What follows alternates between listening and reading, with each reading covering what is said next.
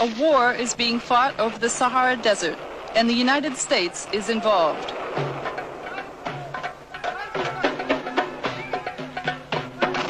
American weapons are taking their toll.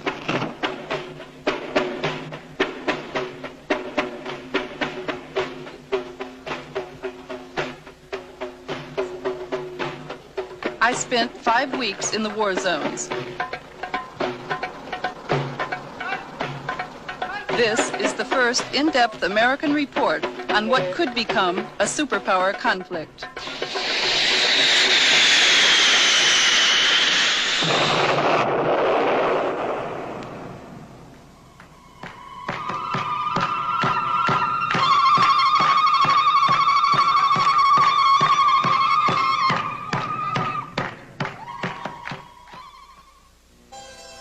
This program is made possible by a grant from the Independent Documentary Fund, which is supported by the National Endowment for the Arts, the Ford Foundation, the Program Fund of the Corporation for Public Broadcasting, and by public television stations, and by additional grants from the Corporation for Public Broadcasting, the Samuel Rubin Foundation, the William and Mary Grieve Foundation, and by the Albert Kunstadter Family Foundation.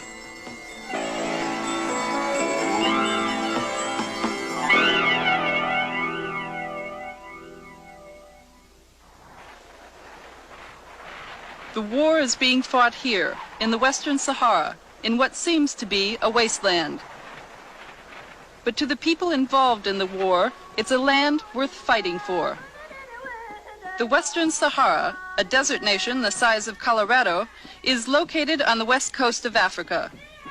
It's the site of one of the world's largest deposits of phosphate and could have substantial untapped reserves of petroleum and iron ore. For these and other reasons, neighboring Morocco is occupying the Western Sahara, claiming it as part of Morocco's ancient empire. The Sahrawis, the indigenous people of the Western Sahara, are fighting against Morocco for their independence. Their small, desert guerrilla army is pitted against Morocco's modern, well-equipped armed forces.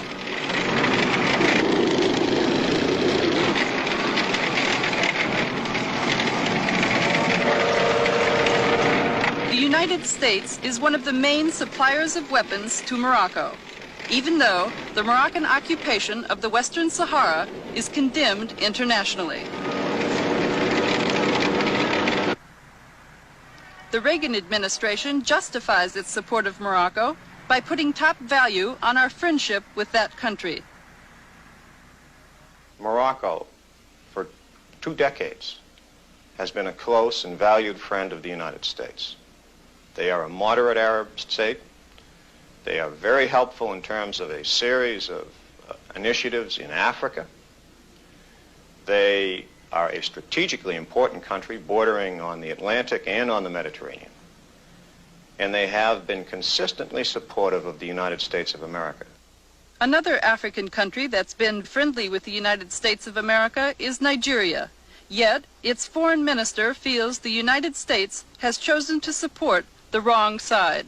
For the United States, champion of justice, freedom, and rights of people to be on the side of the oppressor, as it were, it's a really very sad affair, and one sincerely hopes that the U.S. administrations would consider this matter in this light and pull out as best as they could, because you might say in the short run, U.S. may need to protect its strategic interests and friendships and so on, but in the long run, it's really creating a very bad name and very bad image for itself in Africa as a whole.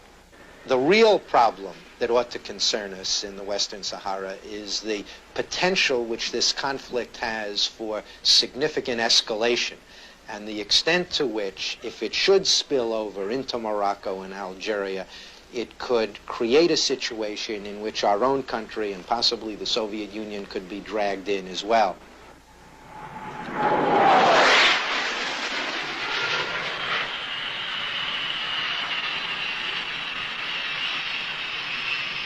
What today could become a superpower conflict started out as a simple regional struggle. The Western Sahara had been a colony of Spain since the end of the 19th century. But like the other people of Africa, the Sahrawis wanted to be free. So in 1973, the people of the Sahara began a war of independence against the Spanish colonialists. Their liberation movement was called the Polisario Front. After 2 years of battle with the Polisario, the Spanish decided to pull out. At the time that the Spaniards disengaged, they had an inalienable legal obligation to give the people of that territory, as a territory, the right to make a decision as to what their future government was going to be. That's the way it was done everywhere else. Why not in the Western Sahara? The people of Western Sahara had never had that right. Instead of granting the Sahrawi people the right to choose their own government, the Spanish divided the Western Sahara into two and gave it away, the upper 2/3 to Morocco and the bottom third to Mauritania.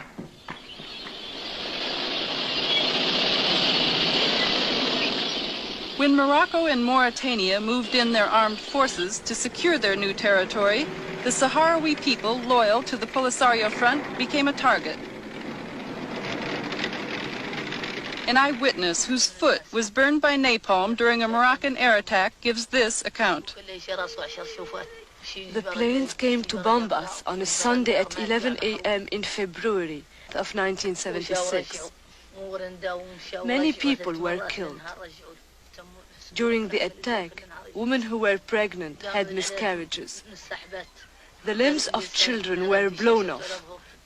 Some were burned like ashes. The first day, the planes came back 3 times to bomb us. They came back every day that week to bomb again and again. The women fled. Those who were not hurt carried their children on their backs. We had to flee on foot. Thank God. The Polisario guerrillas found us. They got us out of there by capturing enemy vehicles to transport us to safety in Algeria. The Moroccans never broke our determination, no matter how long it takes. We must have our freedom and dignity, and even the last old Sahrawi lady like me will fight. When all of the refugees were assembled in Algeria, a country that's always provided refuge to liberation movements, the Polisario began training its new recruits. Soon, its guerrilla army grew to a force of several thousand well-trained men. Their objective, to reclaim their homeland from the Moroccans. At the same time, Polisario followers were building the infrastructure for a nation. On February 27, 1976, they declared themselves a republic. Once a year, all Polisario supporters joined together to celebrate the birth of their nation. Today, their government in exile is recognized by 46 nations, but not by the United States. The U.S. remains one of the main suppliers of weapons to the government of Morocco. But we may be on the losing side. The guerrillas have regained control of 9/10 of the Western Sahara, even though they are outnumbered 10-1 by the Moroccan armed forces. Today, Morocco occupies only this small portion of the contested territory. To keep from losing it, the Moroccan army built a fortified defense wall around the entire area.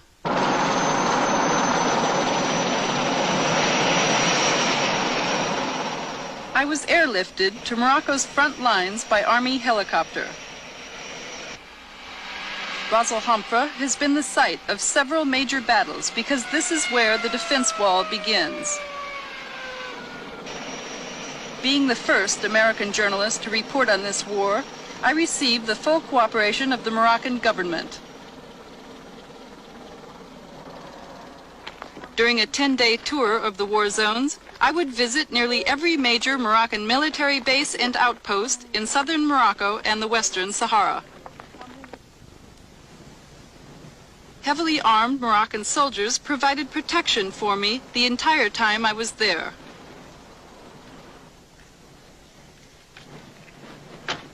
The colonel of Ras Al Hamra took me to his command post for a briefing on the defense wall and the strategy the Moroccan army is using in this desert war. The Moroccan armed forces built a defense wall that begins here in Ras Al Hamra and extends over 400 kilometers. The end of the wall is 30 kilometers south of the capital, Al Ayoun.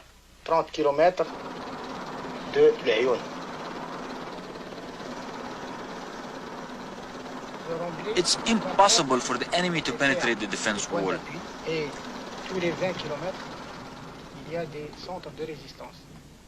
Every 20 kilometers along this wall, there's a major resistance center, as you see here.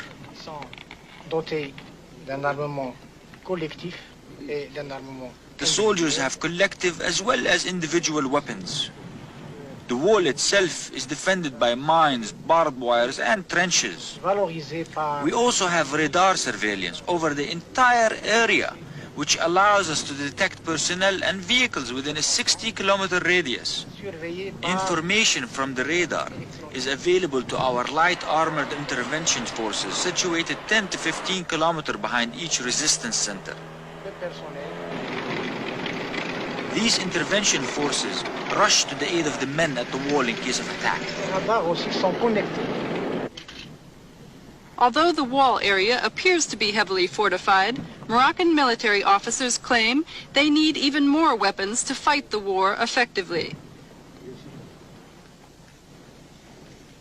The colonel at Zag, one of the most important military bases in southern Morocco, gave me his views. The Sahara is a vast country. To control all of it, you need an army the size of the Chinese army. Is there any kind of weapons that you need to fight the kind of war you have with the Polisario? Indeed, we are patiently waiting to receive American weapons, because our neighbors are armed to the teeth by the Soviets. The military was very disappointed because we did not receive the weapons Morocco had wanted and asked for. After all, we are the traditional allies and friends of the Western world and the United States. The colonel made it clear that there is hostility here on the Moroccan front towards the United States because Morocco's first request for military assistance was met with reluctance. Around the times that the arms package was being considered in the United States, there were reports of low morale in the Moroccan army. During the Carter administration, the morale was low indeed. Why? Because the United States refused to help its friend. Morocco is one of the friends of the U.S., and Carter always turned his back on us. In 1979, the king himself raised the complaint that the United States was letting down its friends. His complaint came in the midst of intense lobbying by Morocco for U.S. military assistance. I think the United States are now still shocked by the Vietnam War. And they not make the difference between an intervention from United States and the help from United States to their friends. The king's request for military assistance created a policy debate at the White House. The president's national security advisor, Zbigniew Brzezinski, urged the Carter administration to sell the king the weapons he was asking for. Morocco is a moderate Arab state that by and large has been quite decent in respect to the Arab-Israeli dispute and has exercised a moderating influence on other Arab attitudes. It certainly, I believe, is in our interest for the Arab world to become more moderate, more accommodating. And we can only achieve that if we stand fast when our friends get into a jam, even if they get into that jam of their own making, which perhaps was the case here. But once they're in a jam, you don't point your finger and say, well, you shouldn't have gotten into a jam and we're going to watch you sink. You help them. Did you support the policy of allowing Morocco to use U.S. weapons in the Western Sahara, outside their internationally recognized borders? I was deeply supportive of the human rights policy of non-proliferation and so forth, But I did not feel that in the circumstances of the real world in which we found ourselves, we could simply afford to let our friends down when they are confronting genuine security problems. This doesn't mean that I felt that Morocco was right in every respect in its policy towards the so-called Polisario. But I did feel that, on balance, we had to stand by Morocco, we had to be helpful, and we had to be helpful in a tangible and meaningful way. On January 24th, 1980, the policy debate ended in a victory for King Hassan II. President Carter approved the sale of a large package of counterinsurgency weapons for use in the war in the Western Sahara. Critics of the decision charged that United States weapons would escalate the conflict. But according to the President's Moroccan ambassador, the aim of the weapons was to bring King Hassan to the negotiating table. The presidential policy was based upon the conviction that negotiations were the best avenue to peace and stability in Northwest Africa, and that the best way to ensure negotiations and to ensure that the king would come to the bargaining table was to strengthen his hand. What really counted was the fact that the United States was willing to support the policy of strengthening him so that he could negotiate. He felt a great deal more reassurance to have the United States understanding of his position. The arms sales to Morocco included 20 F-5 fighters. Total cost, $170 million. 6 OV-10 Broncos, described as one of the deadliest and most versatile light strike counterinsurgency aircraft in the world, were also included. Total cost of the arms package, over $232 million, which Morocco couldn't afford, so the King of Saudi Arabia, monarch of another moderate Arab state, picked up the tab. Today in Morocco, the war machine is gobbling up nearly $3 million a day. Morocco spends more per capita on military expenditures than it does on education or health care. Many have blamed the war for Morocco's inflation rate and rising food costs. Morocco is in severe economic difficulty. There were major riots last June that led to hundreds of people being killed, thousands of political prisoners being taken. It is a very unstable economy and a very unstable society. And it is the war in the Western Sahara that is just draining the resources that are needed by that country to get on to the tasks of economic development at home. 40% of the Moroccan budget has been committed to defense. And over $1 billion last year went into just the Western Saharan conflict. So I think that we would be doing our friend a favor by putting maximum pressure on King Hassan and on the Moroccan government to press for a negotiated settlement of this conflict and to avoid further military escalation.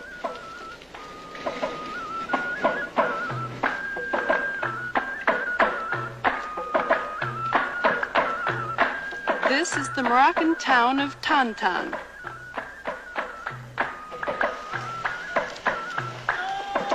Like many other Moroccan towns, Tantan has not entirely joined the industrialized age. The standard of living here, typical of life throughout much of Morocco. According to a World Bank report, 1 out of every 3 Moroccans is living below the poverty level of $200 per year.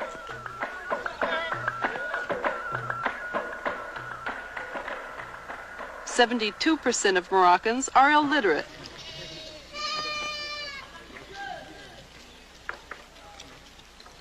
One out of every 7 Moroccan children die before they are 1 year old. Life expectancy here, only 56 years, compared to 73 years in the United States.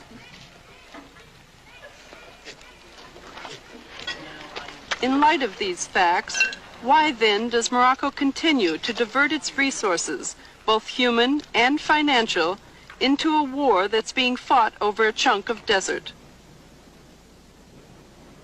I'm sure from Morocco's point of view, it's a question of getting back what they had considered their old big empire.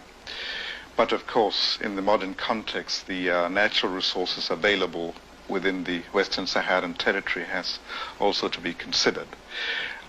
Phosphate is an immediate one, and if Morocco were to have the phosphate deposits along with what it has, it probably will have the largest deposits of any in the whole world. The Boukra phosphate mine in the Western Sahara is one of the largest deposits of phosphate in the world. Much of the phosphate here is untapped. Two valuable products are made from phosphate: fertilizer and uranium for nuclear weapons. Yes, this is phosphate, yes. This is the only mine in the Sahara. In the Sahara? It's not working. No? Yeah. No, but... Because of the war, the Boukra phosphate mine has not been in effective operation since 1976. Polisario attacks make it impossible to transport the phosphate out of here.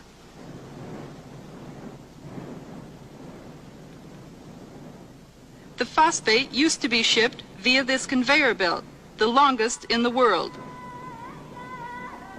It stretches 66 miles, all the way to the Atlantic Ocean. Because the conveyor belt has been inactive for so long, drifting desert sands have covered it completely in some places. Here in the desert, the primary concern to Morocco is Polisario attacks. But in the occupied cities of the Western Sahara, Morocco has a different concern: the allegiance of the Sahrawis living here.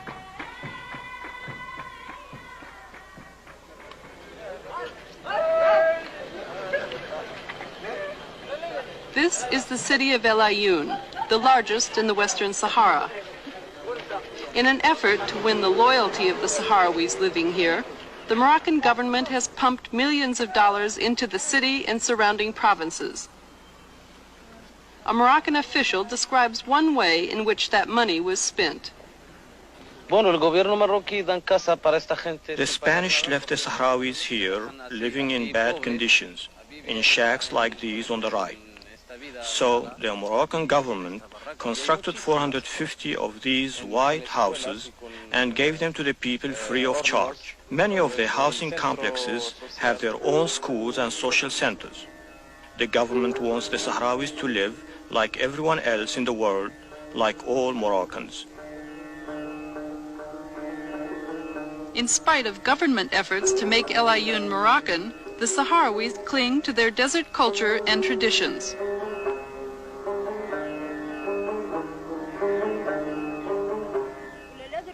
To find out the attitudes of Sahrawis in El Ayoun, I conducted random street interviews. Everything that was said had to pass through this man from Morocco's Ministry of Information. Later, when I checked the accuracy of his translations, I found that he was distorting both my questions and their answers. Would you ask him if he thinks that the war has split the Sahrawi people and if he would like to see there be a reunion of the people? قلت لك انت ضرك تشوف على ان اهل سكان الصحراء المغربيه منهم شبه الناس الشرقيين ياك قلت لك يا كانك تبغي هاي الناس تجتمع في بلد واحد وما تبقى هذه الحرب خالقه احنا نبغى لا لهنا احنا القاره ما نبغوها نبغى لا لهنا Bueno, dice que no queréis guerra y que quieren nada más que la paz y toda la gente vive junto aquí. Que no quiere guerra. Ask him his feelings about the war between the Polisario and the Morocco. قالت لك هذه صيدة قالت لك تظهر لك في هاي الحرب اللي عدوا علينا هاو الناس الشرقيين كانها معقولة والله ما هي معقولة. قالت لك تظهر لك بدل يعدلوا كانوا زين ولا ما هو زين؟ كلها زين وعندك ما نعرف لهمش ما عندنا هم فلوسهم. احنا عندنا ما هو زين وهم ما نعرف لهمش. Dice que, bueno, dice, primeramente dice que no sabe nada. Después dice, bueno, eso es cosa no es buena para nosotros. Why isn't it a good thing? قال لك علاه في نظرك انت اللي يعدلوا الناس ما هو زين. قال لك علاه في نظرك انت اللي يعدلوا الناس ما هو زين. في نظري انا انه ما هو زين بنادم يهرب عن ترابه ويخليها ما هي زين. Dice que no es bueno porque ellos marchan lo cogen los de Algeria desde aquí, de su tierra, y le quedan ahí, que no es bueno, y viene para matar a sus hermanos o sus hijos, que no es lógico. The interview shows that Morocco exercises control over the flow of information here, a reminder of how restrictive military occupation is. In fact, Sahrawis living under Moroccan control are not free to join the Polisario or any other organized resistance movement. All forms of opposition are banned by the Moroccan government. The main opposition group, the Polisario Front, is headquartered here in Tindouf, Algeria, 400 miles from El Ayoun. Very little is known by the United States about the Polisario or its supporters living here because of a government policy forbidding all direct contact. I have always considered that it was a little bit unfair and prejudged the situation that Washington under the Carter administration allowed American diplomats to go into the Moroccan-controlled Western Sahara, but didn't even allow any of us who were assigned to Algeria to go down and visit the refugee camps in Tindouf.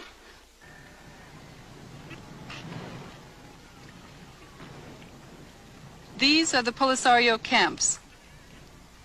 The part of Algeria where the Polisario supporters live is known as no man's land, a difficult place even for Sahrawis who are accustomed to desert life. I am one of the few Americans to visit or film here.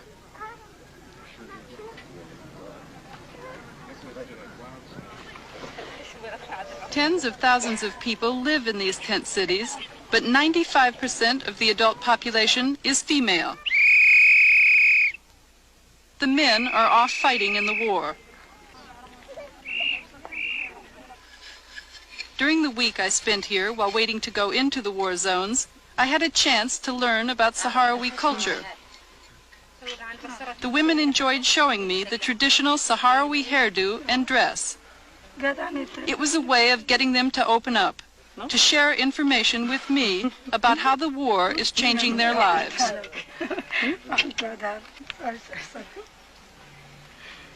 المجتمع التقليدي بالنسبة لنا كانت المرأة فيه. In traditional society, women had a limited but not unimportant role.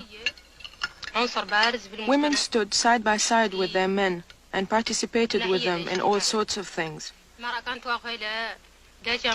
We even tended the herds. We have always been active and important.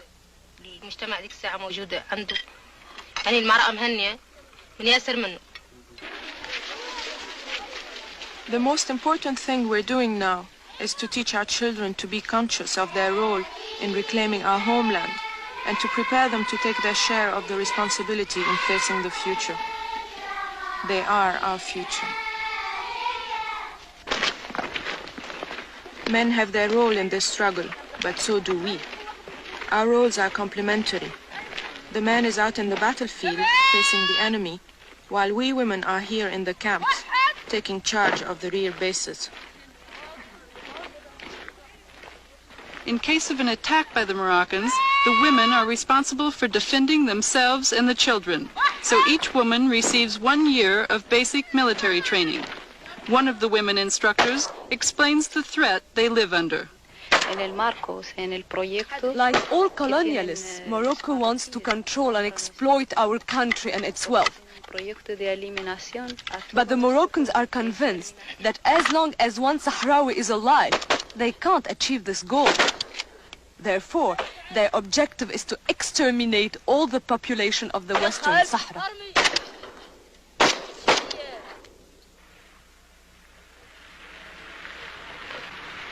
As we traveled between camps, I saw that even the old have a role in this new society.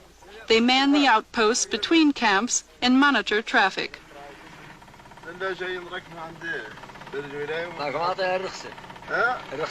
The elders are respected today just as they were in nomadic times.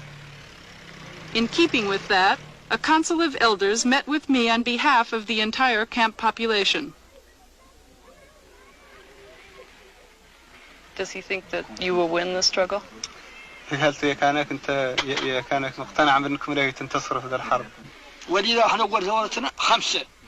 Yes, I'm sure we will win. We will win because all of the Sahrawi people are involved in the struggle for freedom now. When our revolution started, there were only 5 of us. Just 5. But we are united now, and that is why we will win. Tell her to tell the press of the world that when we send our sons to the battlefield, it's part of our tradition for their mothers and fathers to tell them, don't come back. Die fighting for your country and for your freedom. We aren't afraid of death. A man who's afraid to fight has no reason to come back. Come back for what?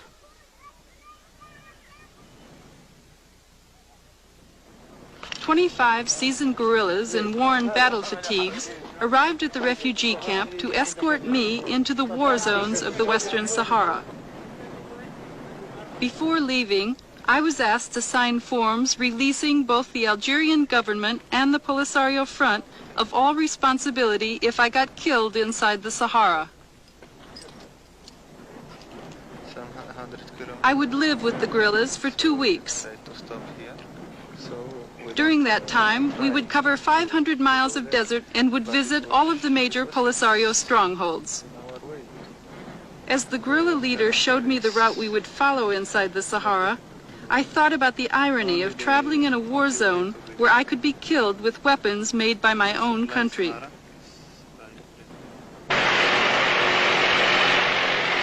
Our caravan of 5 Land Rovers sped toward the war zones at neck-breaking speeds. During the day, temperatures would reach as high as 135, but at the early morning hour we left, the temperature was only 40 degrees, and the wind was strong. It was cold. There was nothing for protection. Even the windshields had been broken out, so Moroccan planes flying overhead couldn't see the glare. Mahabes, our first destination, was a hub of nomadic trading activity in the Western Sahara before the war began. But that isn't the case now. Like all of the Western Sahara cities controlled by the Polisario, Mahabes is a ghost town.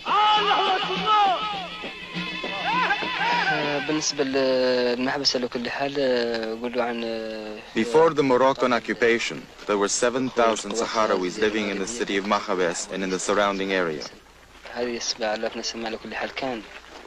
But the objective of the Moroccan army was not only to occupy the Western Sahara, it was also to annihilate the population.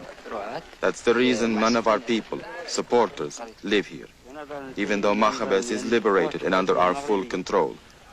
If anyone lived here, they'd be bombed by the Moroccan Air Force as they were before. That's why our people stay in the camps in Algeria where they are safe. I saw nothing but rubble and reminders of the fierce fighting that took place here when the Polisario won control in 1979. In the operation of Mahabes, we captured 69 prisoners, 80 trucks and more than 400 tons of different caliber ammunition.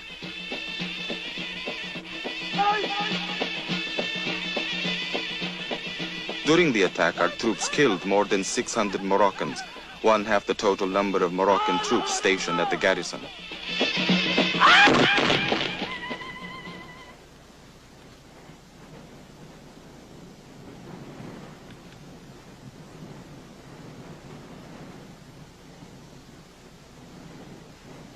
Estas plantas son de nuestras tierras y son bonitas. This is our land, and these are our flowers. They are beautiful. I wish our women and children and old people back in the camps could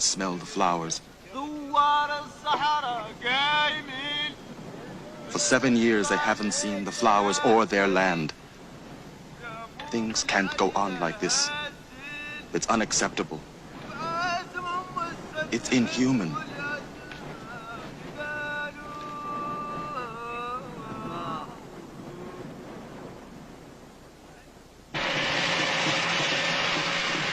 On the next leg of our journey, we cross the border into Morocco itself, where the guerrillas occupy a former Moroccan military base.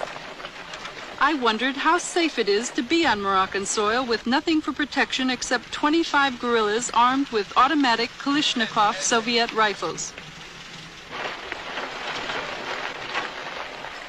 From what I observed, the guerrillas weren't concerned at all. In fact, when we came across an abandoned Moroccan tank, they stopped to strip it down.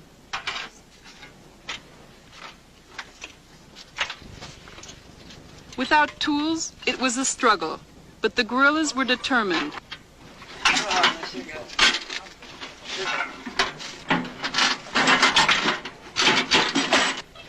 They have to be. This is how they survive. By utilizing everything the Moroccans leave behind.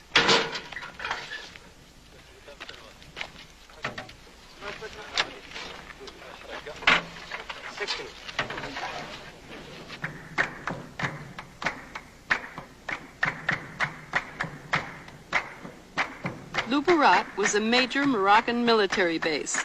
From it, Morocco attacked key towns and Polisario positions within the Western Sahara. According to the Polisario, 5,000 Moroccan troops were stationed here when the guerrillas attacked in 1979. Some of the guerrillas who participated in the Battle of Luberat met us at the garrison and explained how they defeated the Moroccan army.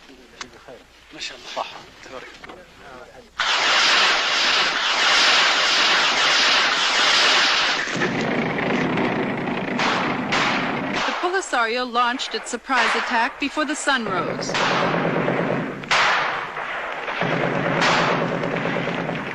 From every direction, the guerrillas advanced dangerously close on foot and by Land Rover.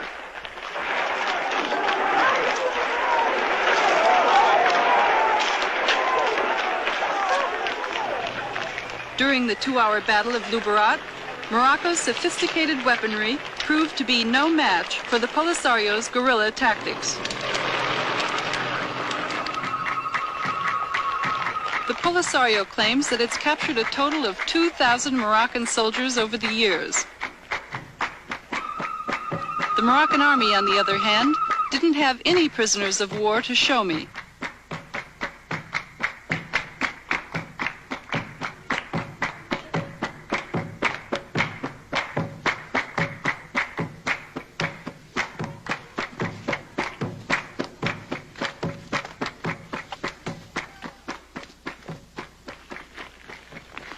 At an undisclosed site in the desert, the Polisario allowed me to meet with hundreds of Moroccan soldiers they're holding as prisoners.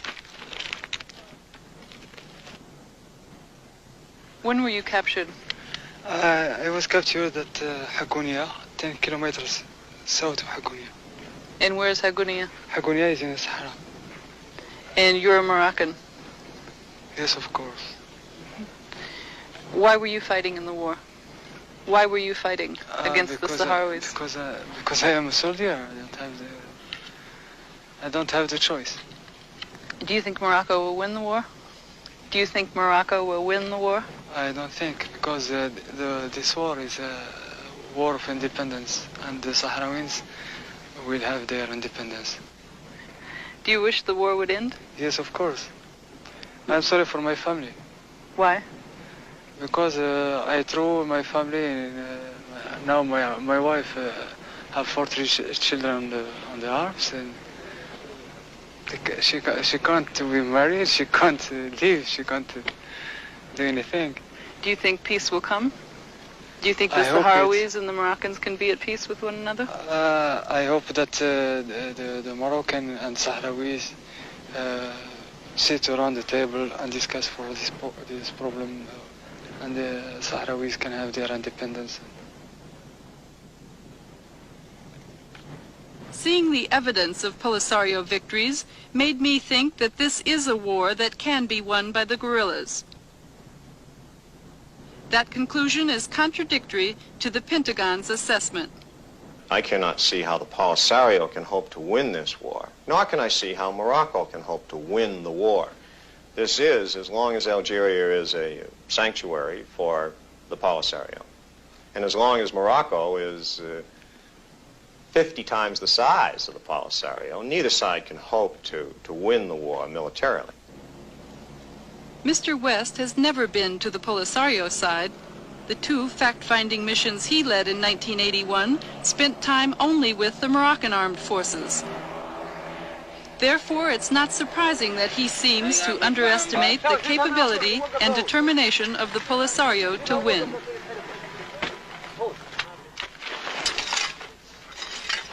The desert is one of the most inhospitable battlefields in the world, but the guerrillas have turned even that to their advantage by learning how to make camp anywhere.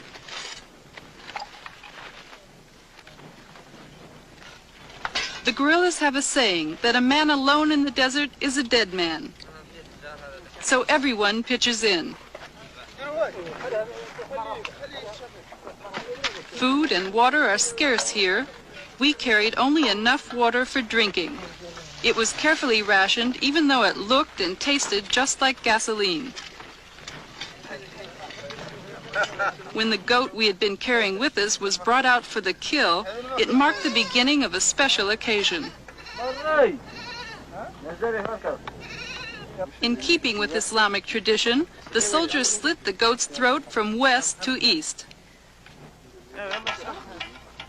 Every part of the goat was carved up, either to be eaten or to be utilized. Fighters out in the field make do with an occasional piece of dried camel meat. So our cooked goat stew drew all of the local guerrillas out of hiding.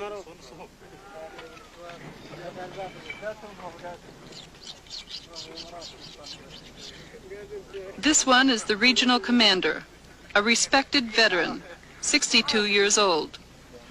The meal was like a celebration until he found out that I'm an American. The U.S. government had just delivered some OV-10 reconnaissance planes to the Moroccans, so the commander took out his anger on me. You may be able to swallow our food, but I know you can't digest it. You know what the Americans are giving to Morocco. The United States should be supporting us. You fought your own revolution, just as we are doing now. The old fighter embarrassed the younger guerrillas. He was exposing too much of his real feelings and theirs too. They were hesitant to translate his words. My sons, tell her exactly what I am saying. She must know the truth. Somos americanos. Do you like the Americans since they give weapons to Morocco? Tell her I said America is a great power. We were looking only to establish brotherly relations and mutual respect with the United States, if it was possible. But since they support Morocco against us, we don't like them. We hate the Americans. Tell her this exactly as I have said it.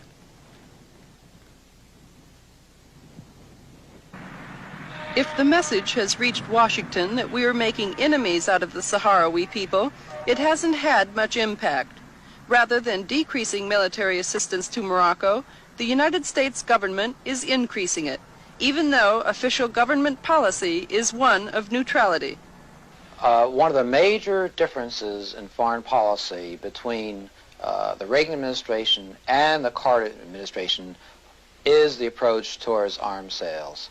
The Reagan administration has adopted a much more permissive policy on arms sales. The Carter administration emphasized restraints.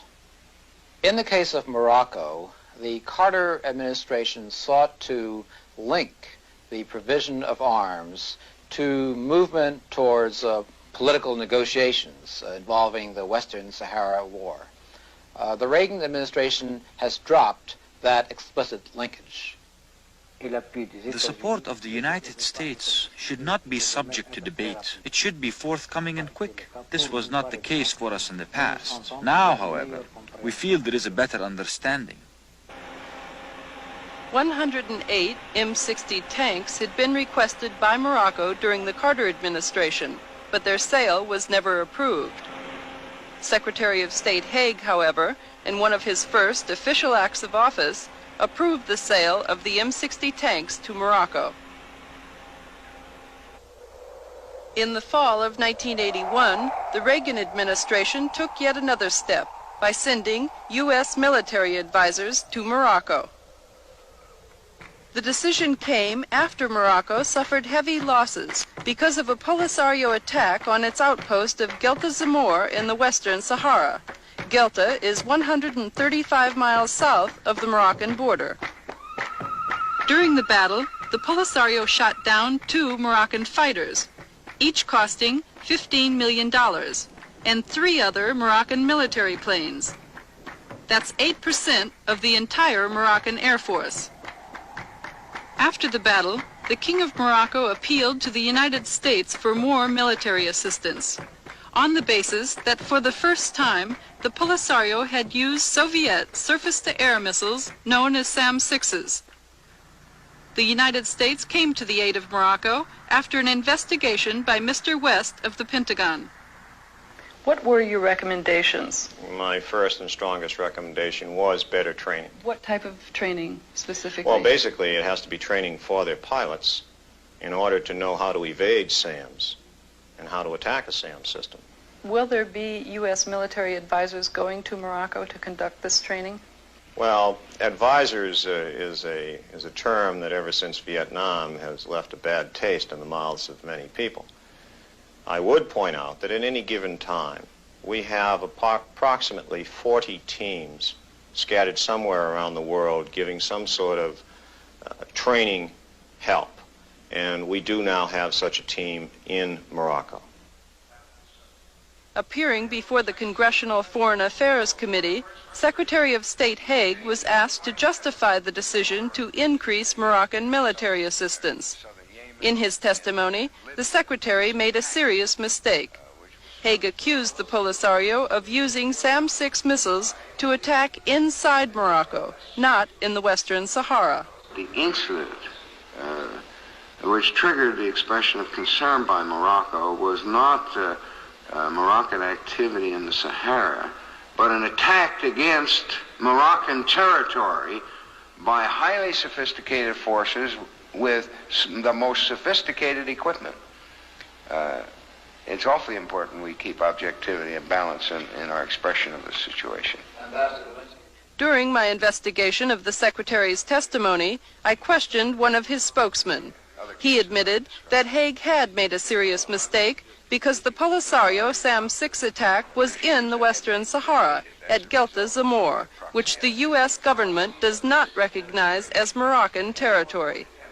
The State Department claims that Haig made an honest mistake, but when I requested an interview with the Secretary, it was denied, and the congressional hearing record has not been corrected.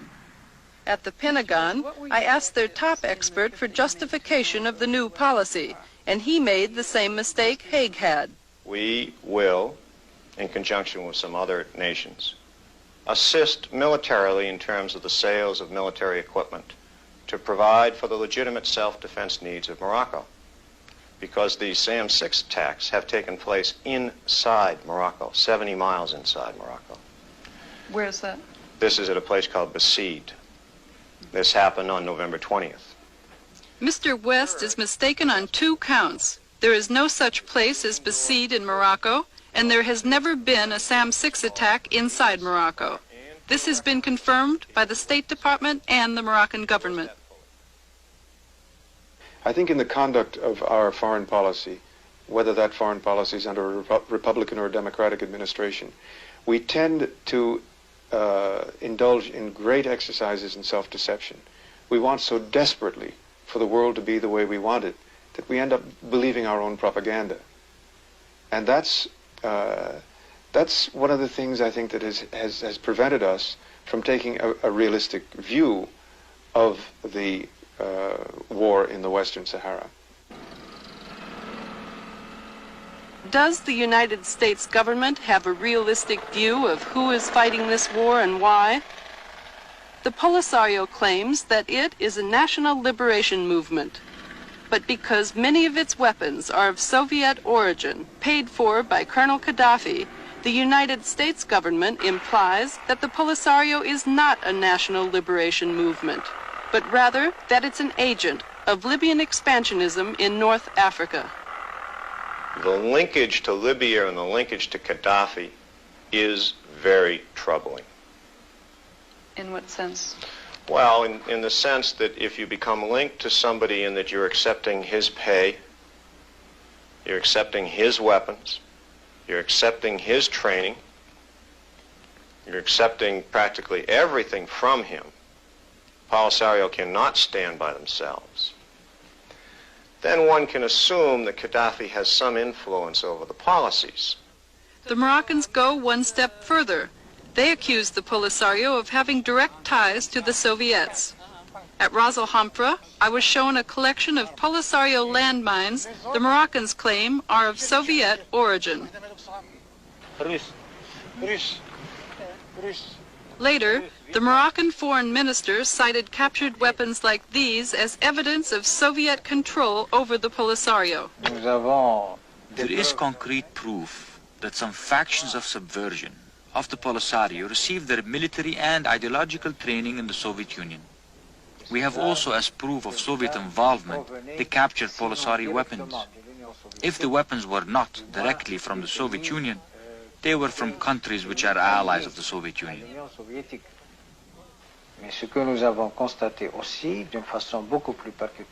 What we have witnessed also, which is more worrisome,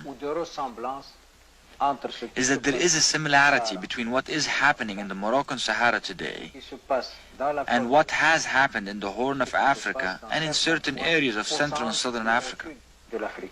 I can't believe that the Moroccans who are saying that actually believe what they're saying.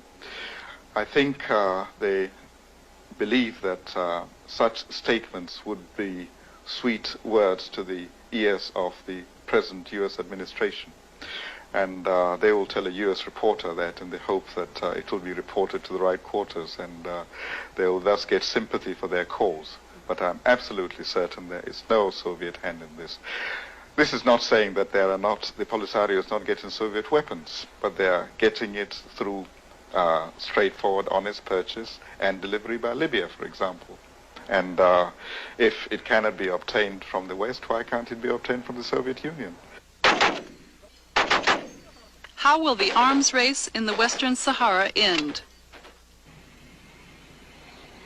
Does a continuing war mean even greater involvement of the United States?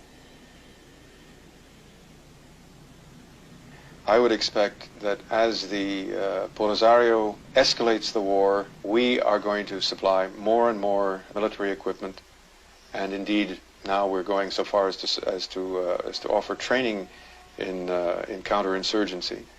What most concerns me is the extent to which we're now beginning to hear some talk from the administration that they are thinking of sending military advisors, presumably to help the Moroccan troops in the Western Sahara. And I think the last thing we want is another Vietnam. We are getting over what was certainly the hangover from Vietnam, which was that we had to keep our distance from all other countries in the world with the exception of Western Europe. I think we are snapping out of that. We have militarized our foreign policy. A retired admiral of the United States Navy is one of those concerned about the recent escalation of arms sales by the United States. President Reagan and his administration are exporting weapons all over the world. This year, we will be selling $15 billion worth of military weapons to countries all over the world. That's more weapons than all the countries in the world sell, including the Soviet Union. We are the world's largest exporter of weapons. One of the fundamental faults in the foreign policy of the Reagan administration, in my view, is the extent to which they seem to feel that the way to solve any problem which exists in the world is to throw arms at it. Weapons may prove to be a poor choice for solving world problems. They haven't ended the war here in the Western Sahara. And our policy of providing weapons for use in places like the Sahara is putting the United States in the position of being criticized for violating important principles of international conduct. To the extent that a superpower supplies arms to a government to help it, a friendly government to help it occupy another country which is, was, or ought to be independent under international law, it is violating both legal and moral precepts. I believe the involvement of the United States is really viewed with some sadness because we all look at the United States as a country where people came to obtain freedom and from the oppression of the old continent in Europe and have obtained it and are the symbol of freedom and justice in the whole of the world. Our government and those of our allies have expressed moral revulsion at the police state tactics of Poland's oppressors. Often the United States does live up to its image as the symbol of freedom and justice in the world. Like in the crusade President Reagan is leading against martial law in Poland.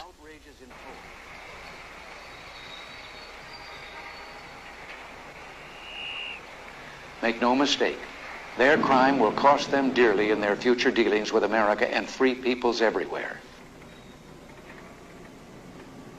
How can they possibly justify using naked force to crush a people who ask for nothing more than the right to lead their own lives in freedom and dignity? In light of statements like this, how can the President possibly justify continued arms sales to Morocco when those weapons are being used in the Western Sahara? After all, the aspirations of the Sahrawi people are no different from the aspirations of the people in Poland. The Sahrawi people are merely struggling for the right to live and be independent.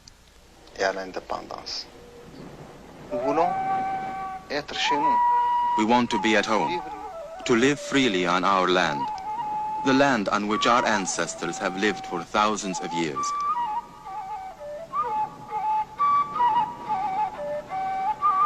We have nothing against the United States, except that it is supplying weapons to Morocco. Our most ardent hope is that the wounds created by these weapons will be healed as soon as possible.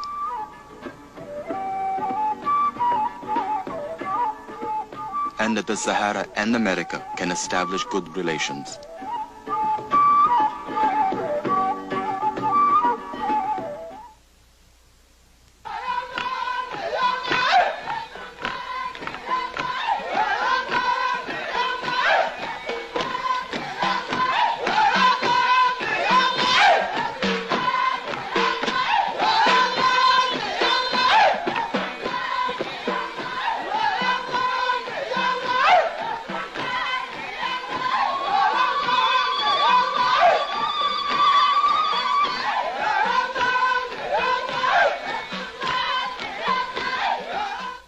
For a transcript, send $2 to Nonfiction Television, Blood and Sand, Post Office Box 862, New York, New York 10101.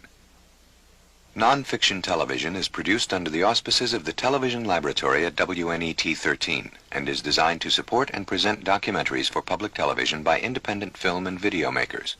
The points of view expressed in these programs are those of the independent producers.